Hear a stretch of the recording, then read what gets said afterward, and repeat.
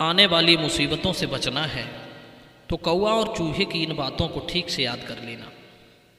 कभी जीवन में मुश्किलें नहीं आएंगी, और यदि आएंगी भी तो आप उनसे हंसते हंसते पार हो जाओगे। जय श्री कृष्ण बंधुओं, स्वागत है आप सभी का। आज का प्रसंग बड़ा ही ज्ञानवर्धक और आपको बहुमूल्य संदेश पहुंचाने वाला है। आपसे निवेदन है कि बने रहिए हमारी इस कहानी के अंत तक। किसी बरगद पर एक बुद्धिमान कौवा रहता था। उसके साथ साथ हजारों पक्षियों का उस बरगद पर आश्रय था। एक दिन शिकारी पक्षियों को पकड़ने के लिए बरगद के पास आया। उसकी मनसा समझकर कौवा ने सब पक्षियों को भली भांति समझा दिया कि अगर शिकारी बरगद के नीचे दाना डाले तो हम में से कोई भी दाना चुगने के लिए ना जाए, क्योंकि वो भोजन हमारे लिए जहर के समान है। बंधु, कौवा के चेताने पर सारे पक्षी पेड़ पर छिपकर बैठ गए। उधर शिकारी ने जाल बिछाकर जैसे ही दाना डाला तो कबूतरों का एक झुंड जो आकाश में उड़ता हुआ आ रहा था, शिकारी के डाले हुए उन दानों को चुगने के लिए टूट पड़ा। कौवा ने बहुत समझाया पर वे नहीं माने और सारे कबूतर शिकारी के जाल में फंस गए। कहते हैं, जिस तरह पानी में रहने वाली मछलियां जीभ के लालच में फंसकर जान गंवाती हैं, उसी तरह अज्ञानियों का जो सोचते विचारते नहीं हैं उनका भी नाश होता है। चाहे आप इसे भाग्य की प्रतिकूलता ही समझिए, ये सच है कि जब विनाश का समय आता है तो बुद्धि काम करना छोड़ देती है। वरना क्या रावण नहीं जानता था कि पर स्त्री हरण का दोष क्या होता है? क्या भगवान श्री राम को नहीं पता था कि सोने का मृग नहीं होता है? क्या युधिष्ठिर को नहीं पता था कि जुआ अनर्थ का कारण होता है? फिर भी इन सब ने विपत्ति का मार्ग चुना, क्योंकि पास में आई विपत्ति से मन मूढ़ हो जाता है, जिसके कारण बुद्धि मंद पड़ जाती है। उधर जब कबूतर लालचवश शिकारी के जाल में फंस गए तो शिकारी खुश होकर लाठी उठाकर उन्हें मारने के लिए दौड़ा। शिकारी को अपनी ओर आते देख कबूतरों का राजा समझाने लगा कि देखो, तुम्हें इस तरह विपत्ति में डरना नहीं है, क्योंकि कहते हैं दुखों में जिसकी बुद्धि मंद नहीं पड़ती वो उस बुद्धि के प्रभाव से दुखों से पार पा जाता है। सुख और दुख में बुद्धिमान पुरुष एक से रहते हैं, जैसे सूर्य उगने पर और अस्त होने पर लाल रंग का रहता है। कबूतरों का राजा बोला, मित्रों, हम सब जाल सहित उड़ चलते हैं और बाहर जाकर स्वतंत्र हो जाएंगे, नहीं तो हम सब मारे जाएंगे। यही निश्चय करके वे सारे कबूतर जाल लेकर उड़ गए। बहेलिया नीचे खड़ा सोचने लगा कि ये कबूतर एक साथ मिलकर जाल लेकर उड़ तो गए, पर इनमें जब आपस में झगड़ा होगा तब ये सब नीचे आ गिरेंगे, इसमें कोई शक नहीं है। बस इसी उम्मीद में उनके पीछे पीछे शिकारी दौड़ने लगा। उधर वो कौवा भी उन कबूतरों के पीछे पीछे लग गया। कबूतर बहेलिया से बहुत दूर जा चुके थे। शिकारी निराश होकर अपने घर लौट गया, क्योंकि कबूतर उसका जाल भी लेकर उड़ गए थे। ये तो वही बात हो गई कि किस्मत के कमज़ोर होने पर अगर किसी तरह धन मिल भी जाए तो भी वो शंख निधि की तरह दूसरे धन को भी साथ लेकर चला जाता है। इधर जब कबूतरों का राजा कबूतरों को लेकर अपने मित्र हंड्याक नाम के चूहा के पास पहुंचा, सोचा कि वो हमारा बंधन काट देगा। और सही बात है बंधु, जब प्राणों पर संकट आ जाता है तो मित्र के सिवाय दूसरा कोई बात से भी सहायता नहीं करता। कबूतर जब मित्र चूहा के पास पहुंचे तो चूहा ने पूछा, अरे मित्र, तुम सब बंधन में कैसे पड़े? कबूतर कहने लगा, मित्र, मुझे यह दुख जीभ के लालच से मिला है। दुर्भाग्य की बात है, जो पक्षी 150 योजन दूर से मांस देख लेता है, भाग्यवश वो पास के ही बंधन को नहीं देख सकता। आकाश में अकेले उड़ने वाले पक्षी भी विपत्ति में पड़ जाते हैं। जो मछलियां अगाध गहरे समुद्र जल में रहती हैं फिर भी मछुआरे पकड़ लेते हैं, विपत्ति से कोई नहीं बचा। इस तरह हिरण्यक नाम के चूहा ने जाल काटकर सभी कबूतरों को आजाद कर दिया। इधर जब कौवा ने देखा कि एक चूहा जो कबूतर का मित्र था उसने सारे कबूतरों की जान बचा ली, मित्र हो तो ऐसा जो विपत्ति में पड़ने पर सहायक हो और हमें मुसीबत से उबार ले जाए। केवल नाम के मित्र से क्या लाभ। किसी ने कहा है, उत्सवे व्यसने प्राप्ते दुर्भिक्ष काले च शत्रु संकटे राजद्वारे शमशाने या तिष्ठित सा बांधवा। अर्थात उत्सव के समय, बीमारी के समय, अकाल पड़ने पर, शत्रु के द्वारा संकट आने पर, राजा के दरबार में और शमशान में जो आपके साथ रहता है वही सच्चा मित्र है। कौवा ने सोचा क्यों ना इस चूहा को अपना मित्र बना लूं, क्योंकि विद्वान लोग कहते हैं कि आप चाहे सभी सुविधाओं से युक्त हों, फिर भी विद्वानों को ही मित्र बनाना चाहिए।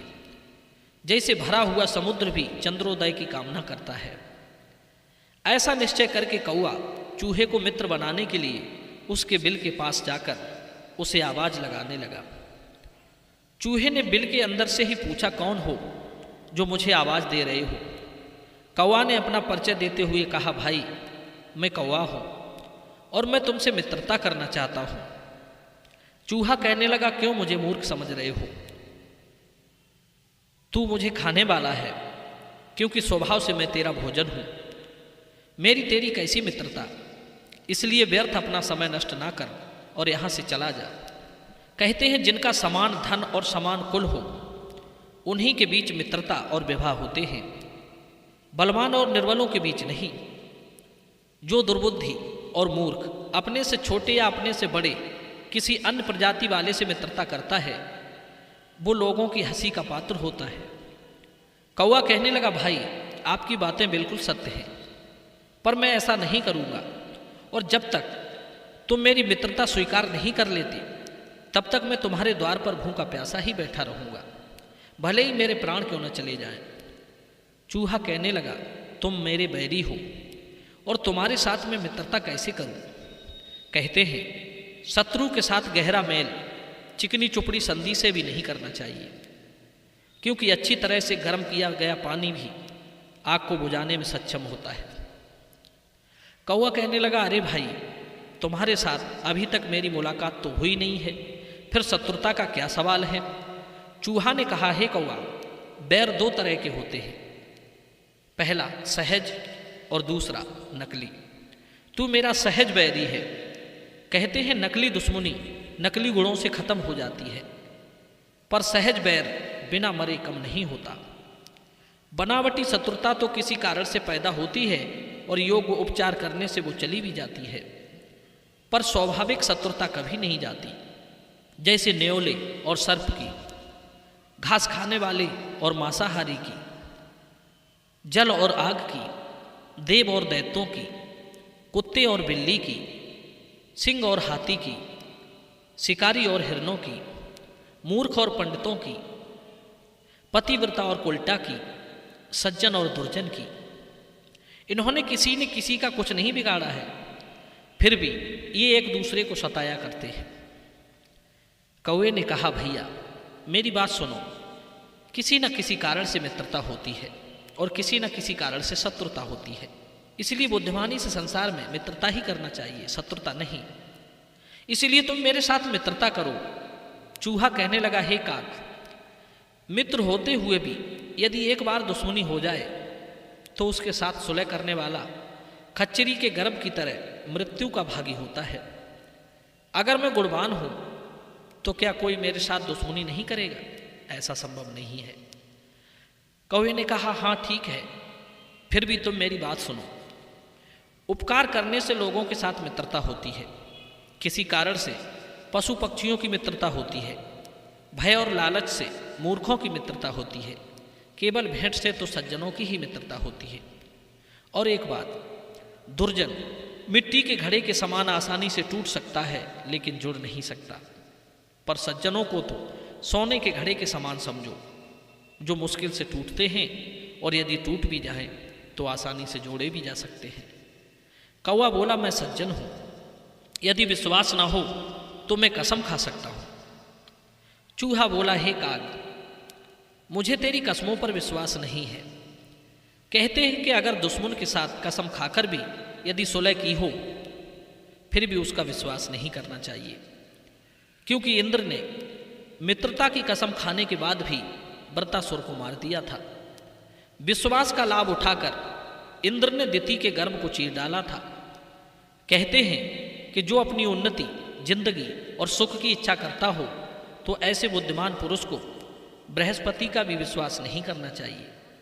जैसे पानी का वेग धीरे धीरे रसकर नाव को डुबा देता है, उसी तरह शत्रु भी अत्यंत पतले छेद से भीतर घुसकर नाश करने में सफल हो जाता है। इसलिए मेरा मानना है कि अविश्वासी का विश्वास नहीं करना चाहिए और विश्वासी का भी विश्वास नहीं करना चाहिए, क्योंकि इतिहास प्रमाण है कि जब जब धोखा हुआ तो किसी विश्वासी के द्वारा ही हुआ। अविश्वासी दुर्बल को भी बलवान नहीं मार सकता, और अगर बलवान भी है और विश्वासी है तो कमजोर भी मार सकता है। और एक बहुत महत्वपूर्ण बात, अपने से प्रेम ना करने वाली स्त्री के पास रहकर जो उस पर विश्वास करता है और शत्रु के पास बहुत सी दौलत रखकर जो उनके ऊपर विश्वास करता है, उनके जीने का वही अंत हो जाता है। कौआ बोला, भाई यदि तुझे मेरे ऊपर विश्वास नहीं होता है तो तू एक काम कर, तू अपने बिल में रहकर ही मुझसे बात कर लिया कर। चूहा ने भी सोचा कि कौआ आदत से तो ठीक मालूम पड़ रहा है, चलो इसकी मित्रता स्वीकार कर लेता हूं, पर इतना ध्यान रखना मेरे किले से तुझे दूर ही रहना होगा, क्योंकि तू स्वभाव से मेरा शत्रु है। कौवे ने कहा, ठीक है भाई, ऐसा ही होगा। बंधुओं, इस तरह कौवा और चूहा की मित्रता हो गई। वे दोनों एक दूसरे का भोजन लाकर एक दूसरे को खिलाने लगे और आनंद पूर्वक साथ साथ रहकर अपना समय बिताने लगे। बंधुओं, आगे क्या कहानी घटित हुई इसके बारे में मैं आपको अगली वीडियो में बताऊंगा, क्योंकि वीडियो लंबी होने के कारण मैं इसे यहीं पर विराम कर रहा हूं। वीडियो के बारे में आपका क्या ख्याल है, आप हमें कमेंट सेक्शन में अवश्य बताएं।